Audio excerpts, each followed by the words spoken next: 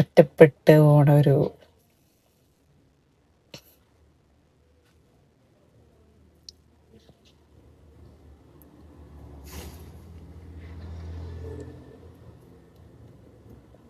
Feeling വരും.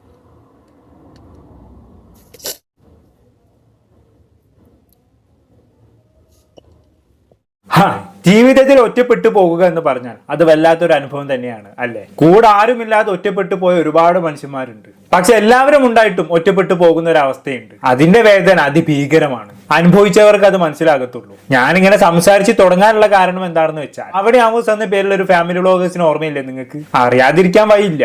യൂട്യൂബിൽ 2 മില്യണോളം followers ഉള്ള ഒരു ചാനലാണിത്. ഇവരുടെ ഒരു വീഡിയോ കഴിഞ്ഞ ദിവസം എന്റെ ശ്രദ്ധയിൽപ്പെടാനിടയായി. ജീവിതത്തിൽ എല്ലാവരും ഉണ്ടായിട്ടും ഒറ്റപ്പെട്ടു പോയ തന്റെ അവസ്ഥയെ കുറിച്ച് സംസാരിച്ചുകൊണ്ടാണ് അവിടെ ആമോസ് ഫാമിലിയിലെ അമ്മ വീഡിയോ ചെയ്തിട്ടുള്ളത്. എനിക്ക് അവരുടെ പേര് കൃത്യമായിട്ട് അറിയില്ല, അതുകൊണ്ട് നമുക്ക് അവർ ചേച്ചി എന്ന് വിളിക്കാം. അപ്പൊ ഈ ചേച്ചിക്ക് സഹോദരങ്ങളൊന്നുമില്ല, ഒറ്റ മകളാണ്. അങ്ങനെ അച്ഛന്റെയും അമ്മയുടെയും ഏക മകളായിട്ടാണ് ഈ ചേച്ചി വളർന്നത്. ഏക മകളായി വളരുമ്പോൾ ആദ്യമെല്ലാം അതൊരു രസമായിരുന്നു. അച്ഛന്റെയും അമ്മയുടെ സ്നേഹം മുഴുവനായിട്ടും കിട്ടും. സഹോദരങ്ങളൊന്നും ഇല്ലാത്തത് കൊണ്ട് തന്നെ വീട്ടിലുള്ള ഒരു സാധനങ്ങളും ഷെയർ ചെയ്യേണ്ട ആവശ്യവുമില്ല. അങ്ങനെ ആദ്യമൊക്കെ ഏക മകൾ എന്ന സ്ഥാനം താൻ എൻജോയ് ചെയ്തിരുന്നുവെന്നും എന്നാൽ പിന്നീട് വളർന്നു തുടങ്ങിയതോടെയാണ് സഹോദരങ്ങൾ ഇല്ലാത്തതിന്റെ ഒറ്റപ്പെടൽ തനിക്ക് മനസ്സിലായതെന്നുമാണ് ചേച്ചി പറയുന്നത്. അങ്ങനെ കുട്ടിക്കാലമൊക്കെ കഴിഞ്ഞ് യുവതിയായി. കൂടെ പഠിച്ചിരുന്ന കൂട്ടുകാരനെ തന്നെ പ്രേമിച്ച് കല്യാണം കഴിച്ചു. കുട്ടികളൊക്കെ ഉണ്ടായി. അങ്ങനെ ജീവിതം അടിപൊളിയായിട്ട് പോയിക്കൊണ്ടിരിക്കുകയായിരുന്നു. ഇപ്പോൾ ചേച്ചിക്ക് ഭർത്താവും മക്കളും ഒക്കെ ഉണ്ട്. പക്ഷെ എന്നിട്ടും ചേച്ചിക്ക് ഒറ്റപ്പെടുന്നത് പോലെ തോന്നിയെന്നാണ് ചേച്ചി പറയുന്നത്. എല്ലാവരും ഉണ്ടായിട്ടും ഒറ്റപ്പെടുന്ന അവസ്ഥ. ഏതൊക്കെ സാഹചര്യങ്ങളിലാണ് തനിക്ക് ഒറ്റപ്പെടൽ ഫീൽ ചെയ്തിരുന്നത് എന്ന് ചേച്ചി തന്നെ തുറന്നു പറയുന്നുണ്ട്. പലർക്കും റിലേറ്റ് ചെയ്യാൻ പറ്റുന്ന കാര്യങ്ങളാണ് ചേച്ചി പറയുന്നത്. നമുക്ക് എന്തായാലും ചേച്ചിക്ക് എന്താണ് പറയാനുള്ളത് എന്നുള്ളത് കേട്ടോക്കാം.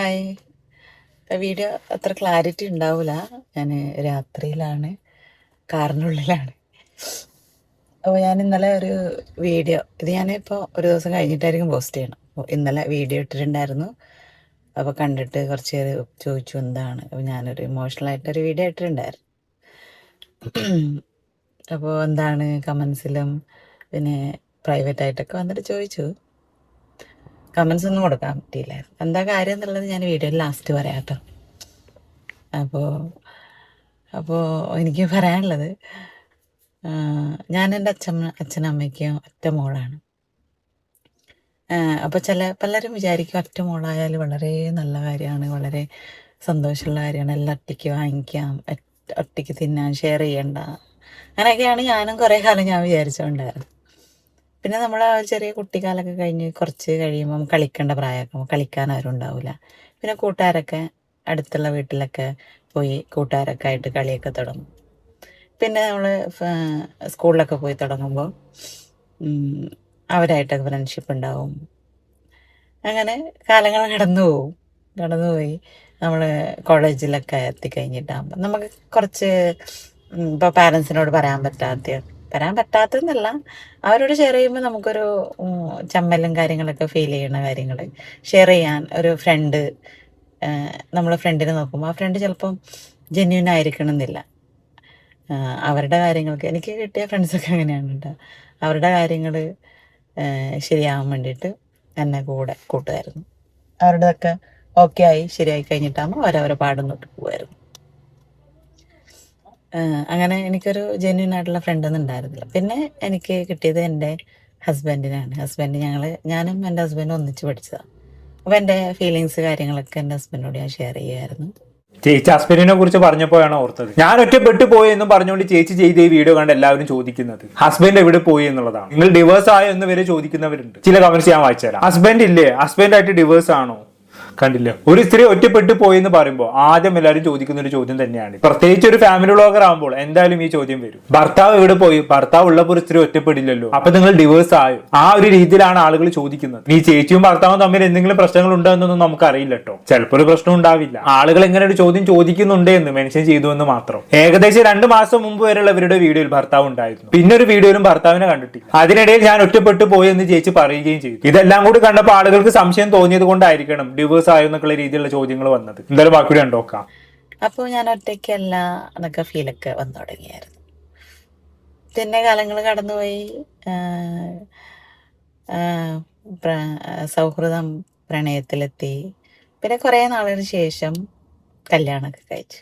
ഞങ്ങൾ ഒളിച്ചോടിയിട്ടൊന്നല്ല കേട്ടോ, ഞങ്ങളുടെ വീട്ടുകാരോട് പറഞ്ഞിട്ടുണ്ടായിരുന്നു. അപ്പോൾ വീട്ടുകാർക്ക് സമ്മതം ഉണ്ടായിരുന്നില്ല. ഓഫ് കോഴ്സ് സമ്മതിക്കില്ലല്ലോ. അങ്ങനെ പിന്നെ ഞങ്ങൾ ഹസ്ബൻഡിൻ്റെ ഫ്രണ്ട്സൊക്കെ ഹെൽപ്പ് ചെയ്തിട്ട് ഞങ്ങൾ കല്യാണം കഴിച്ചു. പിന്നെ അപ്പം എനിക്ക് എൻ്റെ കൂടെ അച്ഛനും അമ്മയും ഉണ്ടോ എന്ന് ചോദിച്ചാൽ അവർ നമ്മുടെ ശത്രുവോ കൂടെ ഇല്ല അങ്ങനെയൊന്നല്ല.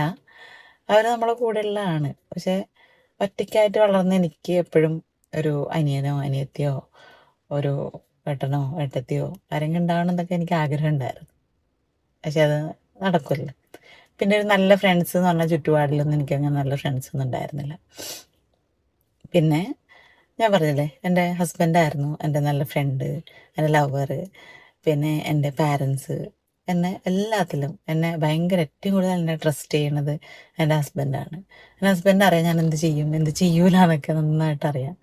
ഓക്കെ, ഇവിടെ ചേച്ചി അവരുടെ ഹസ്ബൻഡിനെ കുറിച്ച് സംസാരിക്കുന്നുണ്ട്, നല്ല കാര്യങ്ങളാണ് സംസാരിക്കുന്നത്, കുറ്റപ്പെടുത്തുന്നതൊന്നുമില്ല. ആളുകൾ പറയുന്ന പോലെ ചേച്ചി ഭർത്താവുമായി പിരിഞ്ഞിട്ടുണ്ടെങ്കിൽ ഇവിടെ ഒരിക്കലും ഭർത്താവിനെ കുറിച്ച് സംസാരിക്കുമെന്ന് എനിക്ക് തോന്നുന്നില്ല. പക്ഷെ അച്ഛന് വയ്യാതായപ്പോൾ ഒന്ന് ഹോസ്പിറ്റലിൽ കൊണ്ടുപോകാൻ പോലും ആരും ഉണ്ടായിരുന്നില്ല. എല്ലാം ഒറ്റയ്ക്ക് ചെയ്യേണ്ടി വന്നു എന്നൊക്കെ ചേച്ചി തന്നെ ഈ വീഡിയോയിൽ പറയുന്നുമുണ്ട്. ഭർത്താവ് കൂടെ ഉണ്ടായിരുന്നെങ്കിൽ എന്തായാലും അച്ഛനെ ഹോസ്പിറ്റലിൽ കൊണ്ടുപോകാൻ അയാൾ മുന്നിട്ടിറങ്ങുമായിരുന്നല്ലോ. പക്ഷെ ഇവിടെ ചേച്ചി ഒറ്റക്കായിരുന്നു. അപ്പൊ വീണ്ടും ഭർത്താവ് ഇവിടെ പോയി എന്നുള്ള ചോദ്യം ഉയർന്നു വരികയാണ്. ചിലപ്പോൾ ആള് നാട്ടിലുണ്ടാവൂല, ജോലി സംബന്ധമായ കാര്യങ്ങൾക്കോ മറ്റോ ദൂരേക്ക് എവിടേക്കെങ്കിലും പോയതാകാം എന്നാണ് എനിക്ക് തോന്നുന്നത്. അല്ലാതെ ആളുകൾ സംശയിക്കുന്ന പോലെ ഇവര് തമ്മിൽ പിരിഞ്ഞു എന്നൊന്നും എനിക്ക് തോന്നുന്നില്ല. എന്തായാലും ചേച്ചിക്ക് പറയാനുള്ളത് ബാക്കിയൂടെ കേട്ടോക്കാം. അങ്ങനെ ഞങ്ങൾ കാലങ്ങൾ ഇങ്ങനെ കടന്നുപോയി. പിന്നെ കുട്ടികളൊക്കെ ആയി. അപ്പോൾ ഞാൻ വേറൊരു കാര്യം കൂടി പറയാം. അതായത് എൻ്റെ അച്ഛനമ്മയ്ക്ക് ഒറ്റ മോളായതുകൊണ്ട് തന്നെ അവരെന്നെ പഠിപ്പിച്ചത് കാര്യങ്ങളൊക്കെ സ്വന്തമായിട്ടെല്ലാം ചെയ്യണം, നമ്മൾ ആരെയും ഡിപ്പെൻഡ് ചെയ്യാൻ പാടില്ല എന്നൊക്കെ പറഞ്ഞിട്ടാണ് എന്നെ പഠിപ്പിച്ചത്. അതുകൊണ്ട് തന്നെ ഞാൻ ആദ്യമായിട്ട് ഒറ്റയ്ക്ക് കടയിൽ പോകുമ്പോൾ എൻ്റെ അമ്മ റോഡ് സൈഡിൽ നിന്നിട്ട് ഞാനറിയാതെ എന്നെ ഫോളോ ചെയ്തിട്ട് വന്നിട്ട് ബാക്കിൽ റോഡിൻ്റെ മതിലിൻ്റെ അടുത്തൊക്കെ ഒളിച്ച് നിന്നിട്ട് ഞാൻ പോണത് സേഫ് ആണോ എന്നൊക്കെ എൻ്റെ അമ്മ നോക്കാറുണ്ട്. ഞാൻ ഒറ്റയ്ക്ക് പോകാൻ പഠിച്ചോ കടയിൽ. അങ്ങനെ ഒറ്റയ്ക്ക് പറഞ്ഞയച്ച് ഞാനപ്പോൾ ഒറ്റയ്ക്ക് ചെയ്തിട്ടൊക്കെ വരുമ്പോൾ എനിക്കും ഭയങ്കര ഒരു കോൺഫിഡൻസാണ്. ഞാൻ ഒറ്റയ്ക്ക് പോയി ചെയ്തു, കടയിൽ പോയിട്ട് വന്നു, സാധനം വാങ്ങിയിട്ട് വന്നു. ഇനിയിപ്പോൾ എൻ്റെ സ്ഥലം കാഞ്ഞങ്ങാട്. അപ്പോൾ കാഞ്ഞങ്ങാടൊക്കെ ടൗണിലൊക്കെ നമ്മളവിടുന്ന് ഒരു ബസ് ഒരു സമയത്ത് അപ്പോൾ പറഞ്ഞയച്ചിട്ട് വാങ്ങിയിട്ടൊക്കെ വരുന്നതൊക്കെ അമ്മ ഭയങ്കര പ്രൗഡായിട്ട് കണ്ടു. അപ്പോൾ എനിക്കും ഭയങ്കര പ്രൗഡായി. ഞാനും എല്ലാം ചെയ്യുന്നുണ്ടല്ലോ ഒറ്റയ്ക്ക് തന്നെ, ആരെയും ഡിപ്പെൻഡ് ചെയ്യേണ്ട ആവശ്യമില്ല. പിന്നെ കാര്യങ്ങൾ കഴിഞ്ഞ് ഞാൻ പറഞ്ഞില്ല, കല്യാണം കഴിഞ്ഞ് മക്കളൊക്കെ ആയി കഴിഞ്ഞിട്ടാകുമ്പോഴേ ഈ ഒറ്റയ്ക്ക് നമ്മളെല്ലാം ചെയ്യും എന്ന് പറയുമ്പോൾ കുറേ കാര്യങ്ങൾ നമ്മുടെ തലയിലേക്ക് വരും. അവൾ ചെയ്യും, അവൾ പോവും, അവൾ ചെയ്തോളും, അവൾ കാര്യങ്ങളൊക്കെ നടത്തും. അപ്പോൾ പിന്നെ പല കാര്യങ്ങളും ആ വീട്ടിൽ നിന്ന് ആരാണോ എല്ലാം ചെയ്യാൻ പറ്റുന്ന ആൾ അത് ഞാനാണല്ലോ. അപ്പോൾ എനിക്ക് തലയിലേക്ക് വരും. അപ്പോൾ ഞാനിപ്പോൾ ഒരു എക്സാമ്പിൾ പറയുകയാണെങ്കിൽ, ഞാനിപ്പോൾ എൻ്റെ പാർലറിൽ ജോലി ചെയ്തിട്ട് ഇപ്പോൾ കസ്റ്റമറൊക്കെ ഉണ്ട്, ഒരു 8 മണി 8:30 ഒക്കെ ആയി ഒക്കെ വരികയാണെങ്കിൽ അവൾ വരും. അവൾക്ക് പേടിയൊന്നുമില്ല, അവൾ ഭയങ്കര തന്നോടുള്ള, അവളുടെ അടുത്തൊന്നും ആരും കളിക്കാനൊന്നും പറ്റൂല, അവൾ ഭയങ്കര സ്മാർട്ടാ, അവൾ വന്നോളും എന്ന് പറയും. ഇത് നമ്മൾ ആദ്യമൊക്കെ നല്ല എൻജോയ് ചെയ്യും. പിന്നെ നമ്മൾ ഒറ്റപ്പെട്ട് പോണ ഒരു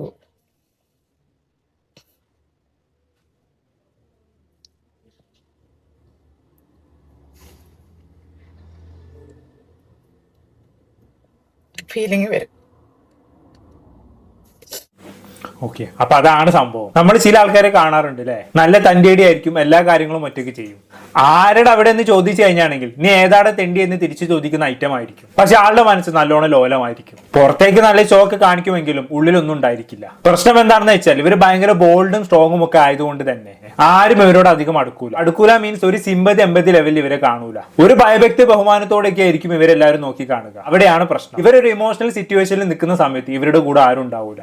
അവന് ഓക്കെ ആയിരിക്കും, അവനൊക്കെ ഇതൊക്കെ ഡീൽ ചെയ്യാൻ പറ്റും, പുഷ്പം പോലെ ഡീൽ ചെയ്തോളും എന്നൊക്കെയുള്ള രീതിയിലായിരിക്കും ആളുകൾ നോക്കി കാണുക. ഏകദേശം അതേ അവസ്ഥയിലാണ് നമ്മുടെ ചേച്ചിയും ഉള്ളത്. ചേച്ചി സ്നേഹവും കെയറിങ്ങും സഹതാപവും എല്ലാം ആഗ്രഹിക്കുന്നുണ്ട്. എങ്ങോട്ടെങ്കിലും പോയാൽ നീ അവിടെ എത്തിയോ എന്ന് ആരെങ്കിലും വിളിച്ച് അന്വേഷിച്ചിരുന്നെങ്കിൽ എന്ന് ചേച്ചി കൊതിക്കുന്നുണ്ട്. ദൂരെ യാത്ര കഴിഞ്ഞ് വരുമ്പോൾ ആരെങ്കിലും പിക്ക് ചെയ്യാൻ വന്നിരുന്നെങ്കിൽ എന്ന് ചേച്ചി ആഗ്രഹിക്കുന്നുണ്ട്. അങ്ങനെ ഒരു സാധാരണ മനുഷ്യൻ ആഗ്രഹിക്കുന്ന എല്ലാ കാര്യങ്ങളും ചേച്ചി ആഗ്രഹിക്കുന്നുണ്ട്. പക്ഷെ ചേച്ചിയുടെ ക്യാരക്ടർ നോക്കിയിട്ട് ആളുകളെ വിലയിരുത്തി, എന്ത് ആള് ടഫാണ്, സ്ട്രോങ് ആണ്, എല്ലാം ചെയ്യാൻ കാപ്പബിൾ ആണ്, അതുകൊണ്ട് നമ്മുടെ ആവശ്യമൊന്നും ഇല്ല എന്ന് എല്ലാവരും അങ്ങോട്ട് വിലയിരുത്തി. പക്ഷെ എത്ര സ്ട്രോങ് ആയിട്ടുള്ള ആളാണെങ്കിലും ചില സമയത്തെങ്കിലും ഇത്തരത്തിലുള്ള കെയറിങ്ങും മറ്റും ആഗ്രഹിക്കും എന്നാണ് ചേച്ചിയോട് പറഞ്ഞു വെക്കുന്നത്. എന്തായാലും നമുക്ക് ബാക്കിയുള്ള കേട്ടോക്കാം.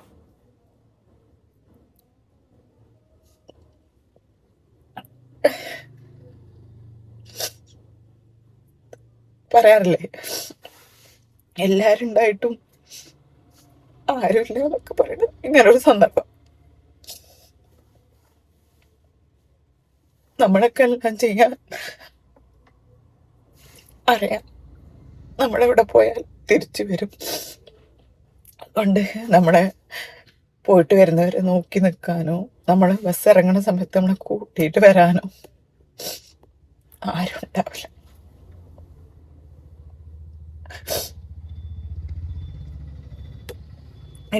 പിന്നെ ഞാൻ ആ വീടിന്റെ കാര്യം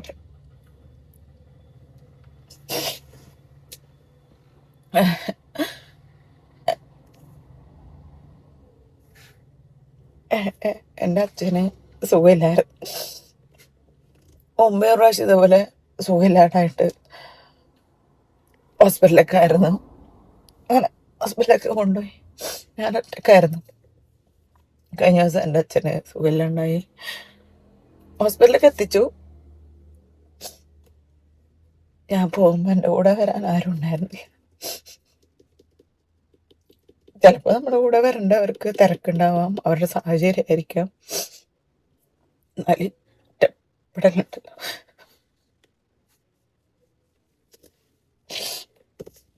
ഇപ്പൊ രാത്രിയിൽ എൻ്റെ കൂടെ വണ്ടിയിൽ ആരുമില്ല.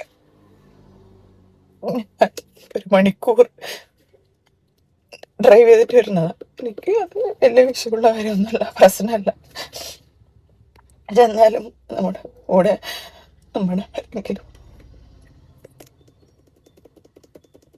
ഉണ്ടായിരുന്നെങ്കിൽ, അവർക്ക് നമ്മളോട് ഇഷ്ടമില്ലായിട്ടൊന്നല്ല അവർ നമ്മുടെ കൂടെ വരാത്തത്. പക്ഷെ അവർ വിചാരിക്കണം നമ്മളെല്ലാം ചെയ്യും, നമ്മ ഒറ്റയ്ക്ക് ചെയ്യാൻ കഴിവുള്ളവരാണ്. പക്ഷെ അത് പലപ്പോഴും ചെയ്യണ ആൾക്ക് ഭയങ്കര ഒറ്റപ്പെടൽ ഫീൽ ചെയ്യും.